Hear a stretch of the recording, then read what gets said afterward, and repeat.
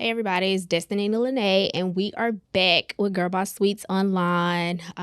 We have another guest, Miss Jasmine. I'll let Miss Jasmine introduce herself and tell us a little bit about herself.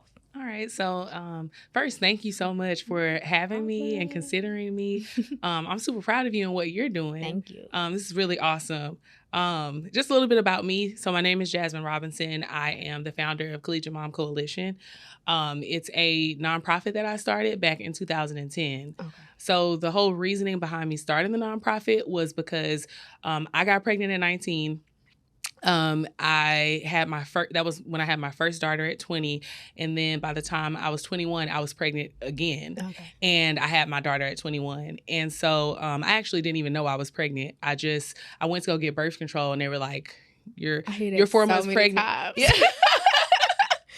They were like, you're 4 months pregnant and it's a girl. And I'm like, oh my God. They were like, yeah.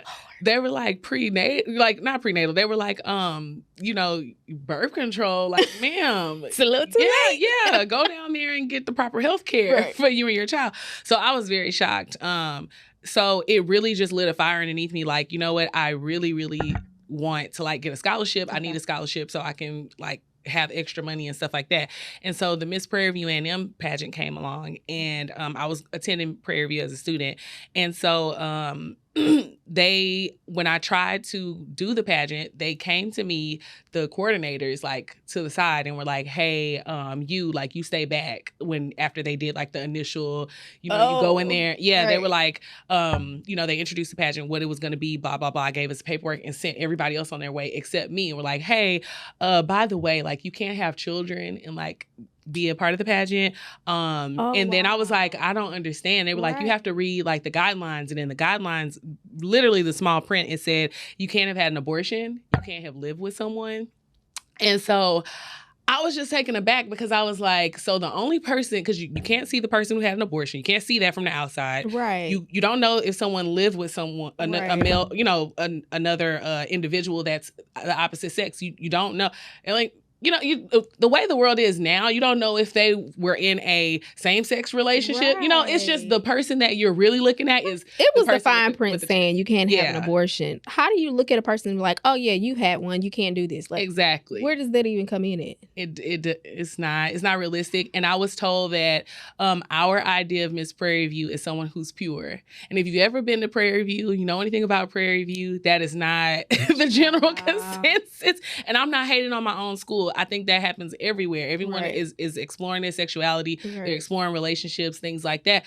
And just the truth is things happen. Absolutely. So that's really what made I started Collegiate Mom Coalition based off of a pageant that I started for college moms. Mm-hmm. And it was the only pageant in the world specifically for them. Gave scholarships to all the girls who placed in the pageant. Right. And instead of there being stipulations around the money, because the Miss Prairie View pageant, they would pay for your wardrobe for like a year or something like that. Then they would give you money for like the semester or something. It was like cash and stuff that you would get, but it was specific to like your education. Mm-hmm. So that was the differentiating factor with this pageant, was that they could use it for diapers, they could use it for daycare, whatever they needed, and they didn't have to disclose what they were going to use it for.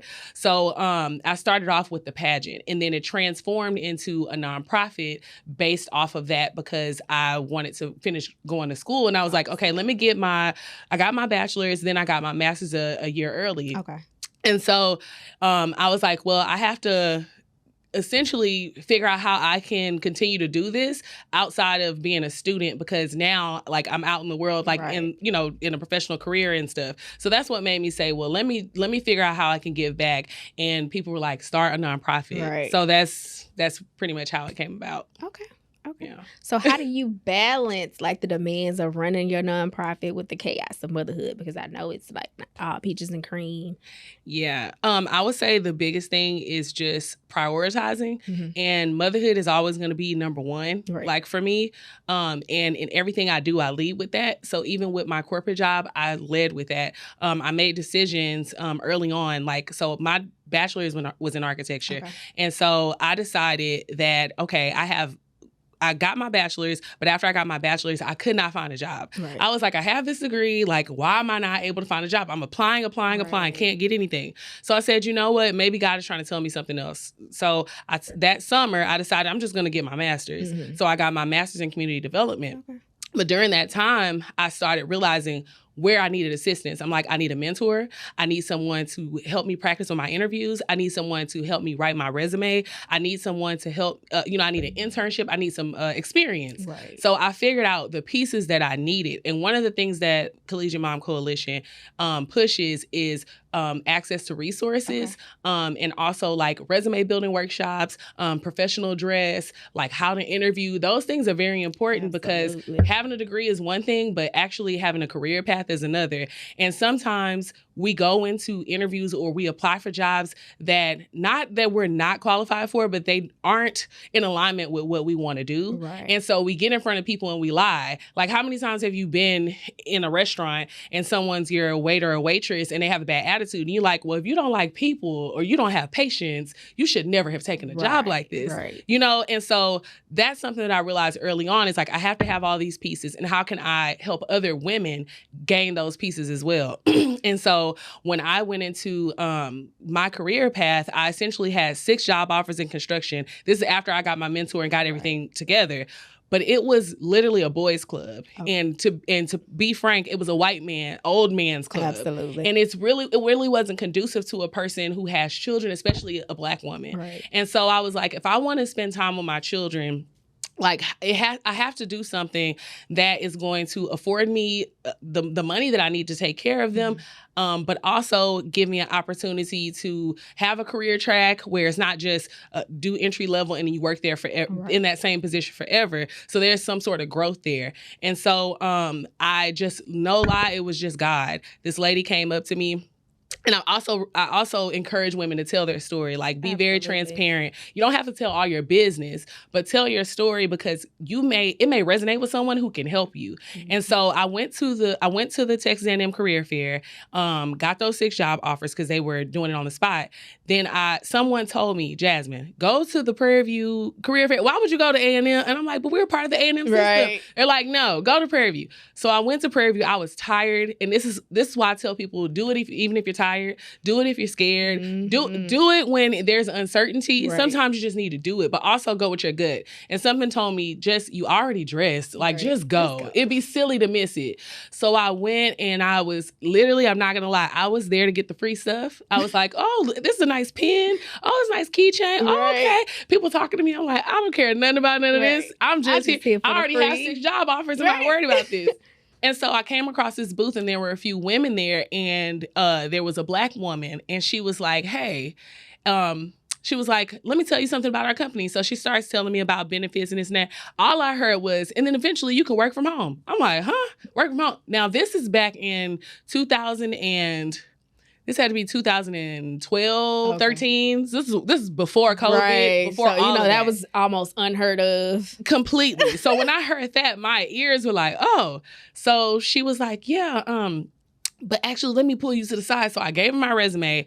She pulled me to the side, and she literally took me out of where everybody was in the main area, right. And was like, come out to the hall. And she was like, so I just want you to know, like, I took this job straight out of college, and like, you can make 6 figures, and it's legit. You can work from home. Like, come on. She was telling me I don't know if it's legal to say, but she was I don't work there anymore now since 2021. You don't have to disclose the company. It's fine. But she was telling me what to say in my next interview. Right. And I went through 5 interviews, and everything my mentor told me, and by the way, I couldn't stand my mentor. He became my mentor by accident. Oh, Lord. He was my, I got an internship, and he was my boss, but he was always, Jasmine, you need to do your credit, and you need to do this, and you do that, and I'm going to make you learn how to build resume. And I'm like, I don't want to do anything. Like, I'm trying to chill. Like, I want to work on my stuff, but I don't want to teach anybody anything. Right. So he's the one who kind of made me get into it. And yeah, essentially, I went through with it, and I've been in health benefits consulting for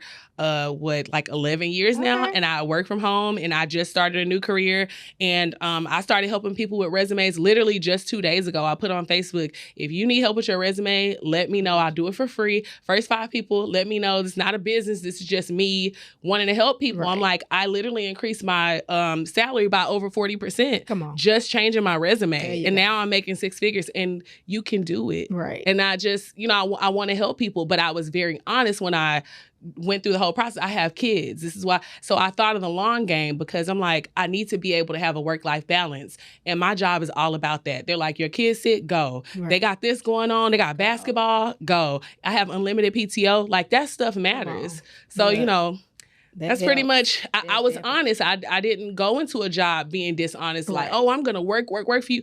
No, I work as a necessity, but my priority are my children. Right. Always. Okay. Yeah. So what are some of the biggest challenges that you feel like moms face when balancing life and motherhood? I think originally the challenge is, especially if you're like, and I think it's different stages, right? It's like, okay, I'm initially pregnant, and if you're young, and I'm just speaking from that perspective, not a person who like planned it out and all that. But if you're young and you're like, oh my gosh, I'm going to have a baby, I think the biggest challenge is like not listening to naysayers and allowing other people to influence your choices and decisions, and really honing in on what it is that you want, and understanding that your life is not just yours anymore. You do have a child. Right. However, you are still an individual in a lot of ways, and you drive your destiny. So I think the challenge is, the internal challenge that you have is the external challenges or things that people may say, but then also knowing statistically that less than 1% of teen moms graduate college before the age of 30. And then there's no statistics on how many actually get a higher education above a bachelor's degree. And over 50% don't even receive a high school diploma if they get pregnant in high school. And so it's literally, for me, I'm like, I'm the less than 1%. And then I'm also in the percentile that I don't even, I'm sure is less than 1%. Right. And so, you're going to have people telling you all types of things, but I think that listening to yourself, and then also creating your own village if you don't have one, learning to find people who are like-minded and that you can trust, who can help you. It takes a village. I could never sit up here and take credit for it. It was all God. It was all him. Yeah. Okay. So can you highlight maybe like a success story or a memorable moment that your nonprofit actually helped with? I will say, so from a pageant perspective, because that's how we started, I will say that I've had countless conversations with women who are like, I finally feel seen. Like, I was walking around, like, I can't tell you how many times people come up to me and they're like, you don't look like you have any kids, especially when I was younger. Like, my kids are 15 and 14 now. And so they were like, you don't look like you have any children at all. So it's almost like having an invisible handicap, even though it's not a handicap. It's like people don't associate you, especially if you look young, with a child. Right. And so you feel underrepresented. You feel oftentimes ashamed. Like, okay, I have this kid and I'm trying to go to school. And so just having those women feel inspired or feel like, man, I saw you do this and I didn't even know they were watching me. Right. And not that I'm the perfect person, but I think sometimes you forget that your gift will make room for you, and that if whatever you put out, you'll receive. And I just believe in being intentional about who I am and doing my best to share whatever gifts I have with other people, and not really expecting anything in return, but for them to just thrive. So hearing those testimonials from people who are like, man, me being a part of this pageant and finding this tribe, like, that meant so much to me. Right. And I kid you not, I moved to Austin. I got a divorce. Came back here, separated, then got a divorce while I was here. And so I'm in the Rocheron area. And no lie, they're building so many houses and stuff out there. But I've seen numerous girls who were in my pageant, literally their kids, when they were tiny, itty bitty, they're going to school with my kids. And I'm like, that's so amazing to show up to a track meet and my child is doing an event and your child is there and I'm rooting for them and rooting for you. And they have their own homes and they're married. And like so many things, I remember them coming to me, telling me like they thought they would never have, they have now. And it's just, that to me is more than the amount of money I've ever given out or anything. I just think when you can teach somebody something or inspire them to do Right. something for themselves, that is like monumental. So those moments are like the best. The best. Yeah. Absolutely. Those are the moments though, especially when you know you can give. Yeah. And then it just warms your heart. I know. Every time. It just warms your heart. Every time. So what are some of the funniest or most unexpected challenges you've encountered while supporting some of these moms, and how have you navigated them? I don't know if it's necessarily funny, but I will say I am the person to give the real advice. Okay. And so I do a lot of mentorship. Mm-hmm. And so, you know, and I consider it mentorship because like people call me for career advice. Right. They call me for just life advice. Mm-hmm. And, you know, sometimes people will be enduring things that I feel like they shouldn't be enduring. And I'm going to tell you the truth. Like, hey. You in this situation because it's your fault. I'm just a straight shooter in a lot of ways, because to me, I feel like if you love me, you'll tell me who I am. Right. For real. Like, and it doesn't mean that everything someone tells you is who you are, mm-hmm. but you know the people who are coming from a good place, right. who are going to hold you accountable, who are going to hold your feet to the fire, and they're not going to let you skate past things. Right. And I think that I'm that person to like anybody who's ever come in contact with me, mm-hmm. collegiate mom or not. But I think especially with my program, that has been the biggest gift I can give them. Right. Is like, listen, the gift of honesty. The truth. Because if you want someone to be better or do better, you're going to just hold them accountable, right. in the nicest possible way. That's the problem, because a lot mm-hmm. of people have so many mm-hmm. yes men in their corner, mm-hmm. that they don't understand and can't take it when you actually are telling them, hey, this is the problem. You're the problem and you need to fix it. Yeah. So, I mean, it's a lot of self-work that goes into absolutely. That. So, yeah. So what advice do you have for moms who may be considering pursuing like higher education or just a career, anything while raising a family? I would say this. One of the things I knew when I was striving to get my education from my bachelor's to my master's, and I think it's really important to point out, like I at one point was working 3 jobs, mm-hmm. like, and I'm talking about W-2 earning type of jobs, mm-hmm. not just side hustles. Then I had my own side hustles. I was writing papers for people illegally. You're not supposed to do that in college. Writing papers for people. I was going to Harwin, driving all the way to Houston, going to Harwin, buying like jewelry, purses, right. stuff like that, selling them. I was doing hair out of my apartment. So I would. When was you getting sleep?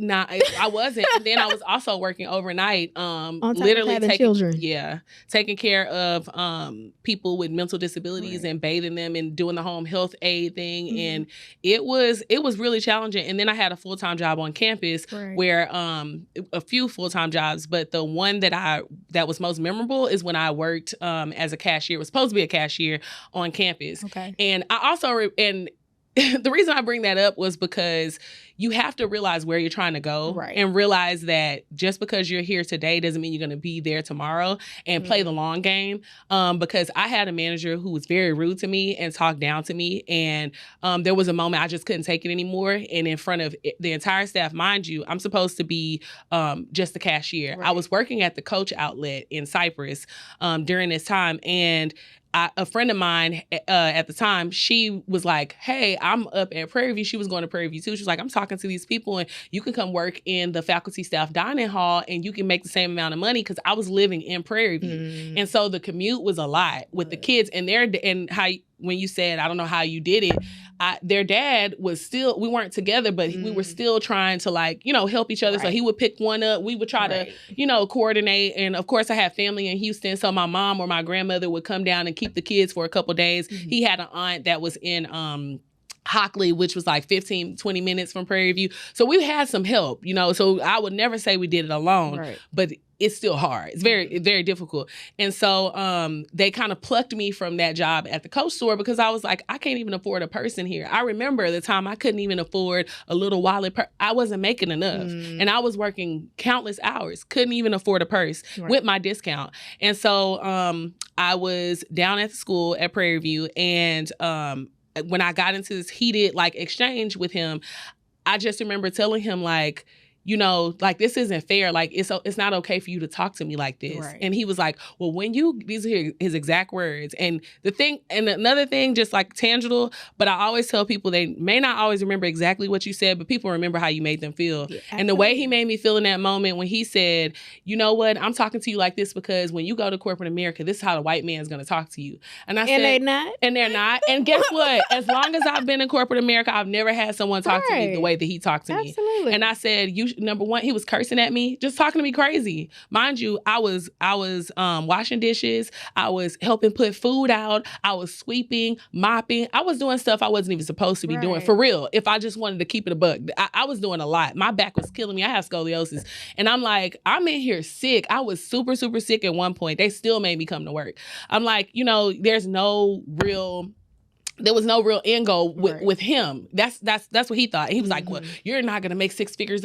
I said, let me tell you something. I said, one thing about it, you're at your peak here at Prairie View as a manager. And I'm just in the faculty staff dining hall. I'm here for a purpose. This right here, this is not it. I'm going to be somewhere else and nobody's ever going to talk to me like this again. And they're not going to pay me pennies on a dollar to think they can talk down to me like that. And I promise you, this is a pit stop. You're at where you're going to be. This is your peak. This is not my peak, baby. So I'm just here. And that's that. And I swear to God, it was a mic drop moment. and I walked off in the moment that I graduated and I left that place because I was working there for like, I think it was just a summer or for like a year. It wasn't that long because I graduated. But I remember going to him, and the best way for you to treat people who treat you like that is with positivity. You don't have to get down in the dirt with them. So I came to him and I was giving everybody cards like, thank you, I enjoyed working with you. Everybody had their own individual card. And he thought I was going to pass him up. I said, oh, no. You get one too. Here you thank go, Pookie. You. Yeah, thank you for your services. I said, yeah, thank you for everything that you taught me, because you taught me how I would never allow someone to treat me and to hold my head up. And despite what people tell you, I'm one of those people to prove me wrong. So this is it for you. I'm sure he probably still works there. Ooh. Yeah. And working in that faculty staff dining hall is what put me on to my internships and the other things I got after that, because I was meeting everybody who was in charge of those internships. And they were paying like $25 an hour or something like that. And I swear to God, I'm not lying. They would come through there. I'd give them a little extra packet of sauce, give them a little extra napkin. Oh, let me help you. Because I knew the goal was, I'm here right now. It may look like I'm just the cashier, but I'm here for a reason. Exactly. And I made those connections. And by the time I got done, I had multiple job offers in multiple departments. They're like, oh, we know her. That's the girl from the... Yeah, so it was a setup for just where I was going to be, just success. Right. So, yeah, it was really good. Okay. So how can listeners support or get involved with...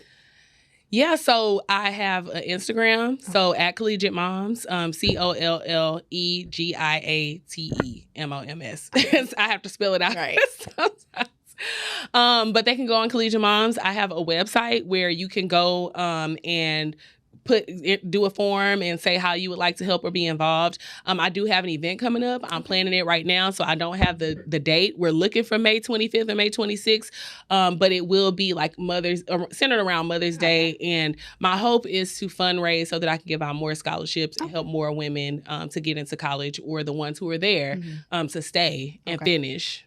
Yeah. So with all that being said, how do you prioritize mental health and self-care? I'm just one of those people where I'm like, if somebody's being ugly to me, I'm like, have your feet touched grass today? Like, I'm big on, like, I got a house built for a reason, because I wanted the backyard for my kids. Right. And so I go outside and I just sit in solitude sometimes, because when you have kids, especially my kids being like so close in age, they're only a year apart, they argue like cats and dogs. I'm like, y'all are just, they mix when they want to mix. Right. And so just taking silence is good for me. Stepping outside, touching grass, like just being in nature is good. But I also do have like a membership where I go monthly. And this is obviously a luxury that I've never had. But I have a membership at Hand and Stone Massage. So I go there once a month. I get a credit. Whether I go or not, the credit applies. So sometimes I send my friends there. I'm like, hey, go use my credit. And because it's not a use it or lose it type thing, but you you can pass it on to other people. Right. So I do stuff That's like a good that. thing. Yeah. And helping other people is a form of self-care for me. So whatever I can do for others, when my cup is full and running over, with the run over, I give to I others. tell people all the time, you can't pour from an empty cup. You can't. Can't pour from an empty cup. You can't. Yeah. So that and like journaling, I'm a very avid journaler. Even this year, I wrote down my goals. Every year I have a power word, the word that I want to use for the year. And this year is abundance. Okay. And so everything I do, I try to channel that. Right. And anything I start, I try to finish. Okay. And so I've just been really focused on that. And that gives me clarity when I feel kind of lost. It's like, let me go back to my notes or go back to my journals. And I read stuff from like a year ago or 2 years ago when I was going through my divorce, when I was in a job that I did not like, I no longer found growth in and no longer found happiness in, and not making the money that I wanted. And I was just exhausted. And I look back at that girl or that woman and I'm like, whoa, like I'm appreciative of today. I'm appreciative of right now. And like, it's only up from here. You just have to think like that, hype yourself up. And that's a form of self-care, just taking care of your mental for real and getting you a therapist if you can afford to have one. But if not, a good friend, that suffices too. My therapist got me all the way together. I went in there that first time, laid all that stuff. I was like, look, this is what's going on. This man is getting on my nerves. I'm ready to get a divorce. This, and this. Fix me. And she was like, Destiny, that's not how this works. I'm like, well, I need help. Like, I'm struggling. I'm struggling. Yeah. But, yeah. It's real. Therapy definitely helps. Trust me. I am an advocate of it. Yeah. If you let it. Absolutely. If you let it. Because it's... My ex-husband was arguing with the therapist, and the therapist was looking at me like... Listen, at least y'all made it to therapy, because mine wouldn't even go with me, but that's another story for another day. Well, we went twice, so did he go? 2 more than me. Did he? I went by myself.